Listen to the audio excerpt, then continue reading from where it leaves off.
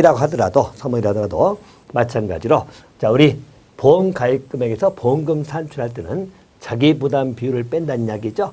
그래서 자기 부담 비율을 산정해 냅니다. 자, 그래서 이 관계를 좀 잠깐 소개를 해드리면 이렇습니다. 절반점들, 만약에 농지가 있다라고 보시고, 자, 이 농지에서 벼를 수확합니다. 벼를 수확한다.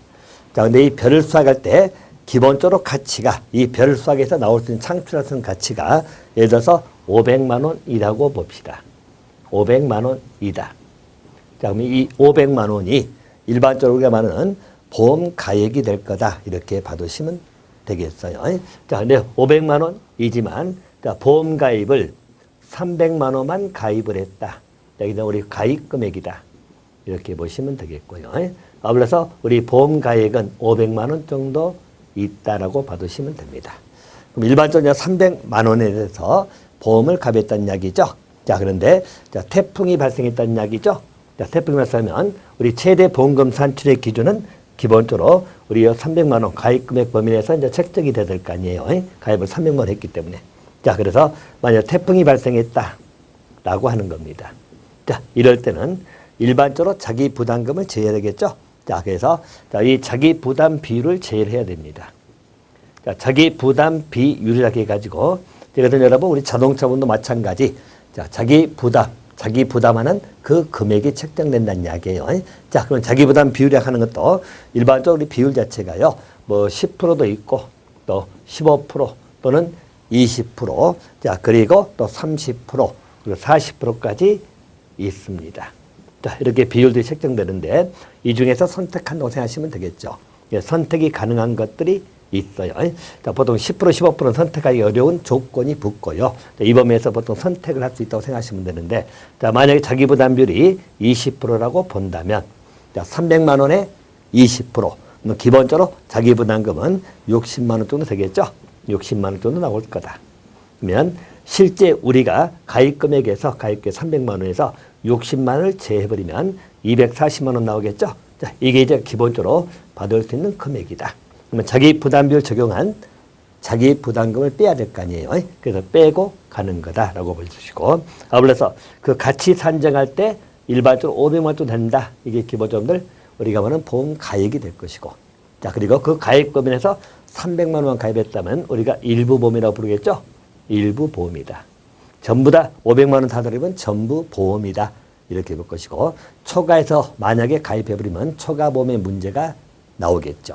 이렇게 생각하시고요. 자기 부담 비율은 이렇게 보통 10%, 15%, 20%, 30%, 40% 정도가 있다. 그래서 일반적으로 20%라고 본다면, 300만 원 20%면 60만 원 되겠죠. 자기 부담금이 60만 원 된다는 이야기예요. 그러면 실제 240만 원의 기본적인 보험금 산정이 될 거다. 이렇게 보시면 될 것 같네요. 자, 그래서 일반적 보험 가입 금액. 자, 보험 가입 금액은 일반적으로 약정한 금액인 건 틀림없잖아요. 약정을 했는데 그 약정한 금액으로서 최대 보험금 산출의 기준이 되는 금액이다라고 봐두시면 되겠고, 최대 보험금 산출한 것은 결국 자기 부담비를 뺀다고 생각하시면 될 거네요. 우리 보험 가액이라는 것은 발생할 수 있는 최대 손해액이죠. 아까 우리 벼수학에서 500만 원이면 최대 손해는 기본적으로 500만 원이 된다는 이야기예요. 자, 그래서 최대 손해액을 말한다. 결과적으로 보험금이라는 것은, 자, 아무리 보험금이 많이 지급한다고 가액을 초과할 수는 없어요. 자, 말하자면 우리 하재범 아까 말씀드린 이 주택 가치가 5억이 보험 가액이라면 일반적으로 전부 다 전소가 됐다 하더라도 5억을 초과해서 지급할 수는 없다. 그래서 보험금은 보험 가액을 초과할 수 없다. 이렇게 봐두시고요. 또 자기 부담 비율이 있다는 거죠. 자, 그래서 일반적으로 계약자 등이 부담하는 비율을 말합니다. 계약자 또는 피보험자 나오죠. 그래서 사고로 발생한 손해에서 계약자 또는 피보험자 부담하는 비율. 그래서 우리 가입 금액에 대한 비율입니다. 가입 금액에 대한 비율. 그래서 우리 앞에서 사례 봤지만은 300만 원이 만약에 가입 금액이라면 비율이 20%다라고 하겠죠. 자, 그래서 우리 60만 원이 나온다는 이야기예요.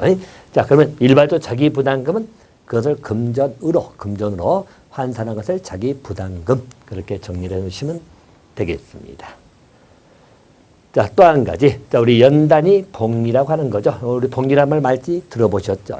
자, 그래서 일반적으로 회사가 이자를 줄 때 1년마다 그 마지막 날에 이자를 원금에 더한 금액이죠. 그래서 다음 1년의 원금으로 하는 이자 계산 방법을 복리 계산이라고 한다. 이렇게 봐두시고요. 자, 이것하고 우리 개발을 공시하는 보험계약 대출 이율이 있다는 이야기예요. 자, 일단 이것은 여러분 우리 보험금을 지급하거나 또는 보험료 환급을 지연시키는 경우죠. 이때 적용하는 게 우리 보험계약 대출 이율이다. 이렇게 봐두시면 되겠네요. 자, 이 관계도 여러분 잠깐 또 설명해 드리면 이렇단 이야기입니다. 자, 일반점들 우리가 은행의 이자로도 마찬가지죠. 자, 보시면 자, 내가 만약에 우리 은행권에다가 자, 뭐 적금을 들든 우리가 돈을 맡긴다는 이야기죠. 자, 그래서 만약에 1년 계약을 했다. 자, 100만 원을 납부했다는 이야기입니다. 자, 그래서 1년이 지났다는 이야기입니다. 자, 그러면 자, 만약 100만 원에서 만약에 이자가 발생할 때 10만 원이다. 예를 들어서 10만 원의 이자가 발생했다는 이야기죠. 자, 그러면 1년이 지나면 이때 원금을 얼마게 하죠? 110만 원이 된다. 이 두 개를 합해가지고 이것을 원금으로 계산한다는 이야기죠. 그럼 또 여기에 따른 이자가 또 붙겠죠. 이자가. 자, 이것을 우리는 연단위 복리라는 말을 쓴다는 이야기예요. 그래서 연단위 복리라는 말은 바로 이런 의미. 1년 단위로 진행이 돼가지고 1년이 경과된 시점에서 여기서 발생한 이자 부분을 합해가지고 이것을 원금으로 산정해서 또 이자가 붙어나가는 것을 연단위 복리다. 그렇게 봐두시면 되겠고요. 자, 또 여기서 만약에 발생되는 그런 이자를 우리가 수신이자란 말 쓰죠. 은행권에서 부과되는 수신이자입니다. 자, 그러면 일반적으로 수신이자는 또 우리 대출할 때 돈 빌릴 때 대출이자가 있잖아요.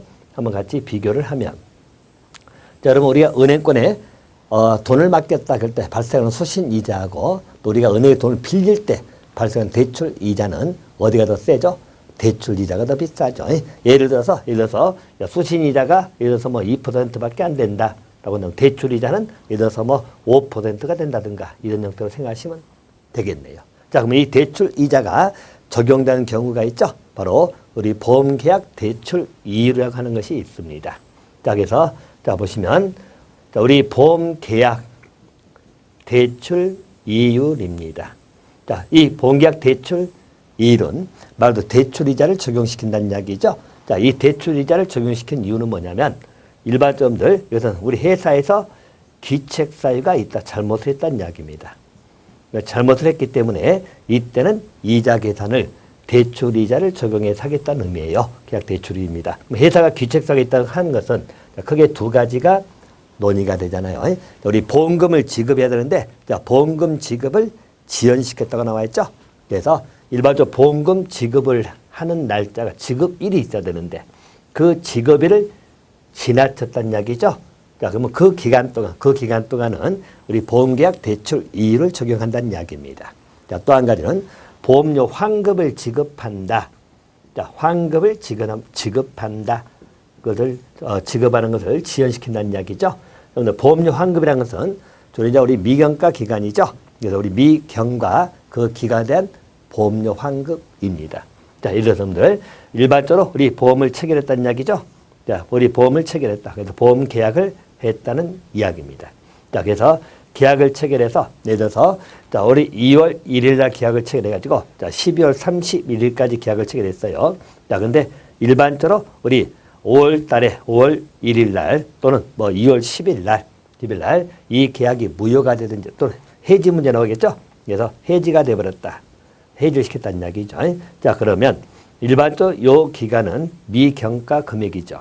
그래서 우리 보험 금액을 내가 100만 원 다 보험료를 지불했다는 이야기예요. 자, 그런데 실제 3개월밖에 안 지났죠. 나머지는 경과되지 아니한 부분입니다. 그럼 이 미경과 비율에 따른 보험료를 환급을 해줘야 되거든요. 자, 그러면 거기에 환급을 해줘야 되는데도 불구하고 이것을 지연시켰다는 이야기죠. 이렇게 지연시켰다. 회사마다 기책사유가 있다는 것이에요. 그럴 때는 대출 이율이 적용된다. 한마디로 대출이자가 좋는 생각하시면 됩니다. 그래서 일반적으로 연단위 복리하고 우리 계약 대출 이율은 그렇게 이해를 좀 해놓으시면 되겠다. 대출 이율은 해석 귀책사유가 있는 경우다. 귀책사유 있는 경우는 두 가지 나오잖아요. 우리 보험금 지급을 지연하는 경우 또는 보험료 환급을 지연하는 경우입니다. 이 경우에 일반적으로 우리 보험계약 대출 이율, 한번 대출 이자입니다. 이걸 정하는 것이고요. 자, 우리가 연단위 복리라는 것은 여기서 발생된 이자가 1년이 지나면, 그죠? 자, 1년 지나면 거기서 원금에 이자를 더한 금액이 원금이 되어버려요. 그래서 또 이자가 또 불어나는 거겠죠? 그래서 우리 연단위 복리. 자, 개념은 그렇게 잡아두시면 될 것 같습니다. 자, 또 한 가지. 일반적으로 우리 보험 기간이 나오잖아요. 우리 보험 기간입니다.